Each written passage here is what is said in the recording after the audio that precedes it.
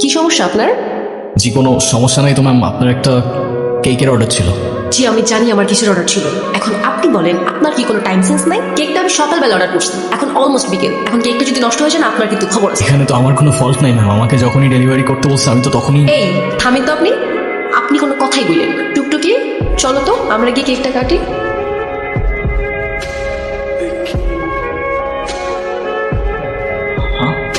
নেন। It's okay, লাগবে না। আচ্ছা সরি, আমি আসলে বুঝতে পারিনি আমার কথায় আপনি এভাবে মন খারাপ করবেন। আসলে বাচ্চাটার মন খারাপ করা দেখে আমার মাথাও গরম হয়ে গেল, আর আপনার উপর সাপ করছি। আপনি প্লিজ রাগ করবেন না। কেউ আমার উপর রাগ করে থাকলে আমার একটু ভালো লাগে না। আরে না না, আমি আপনার উপর কেন রাগ করতে যাবো?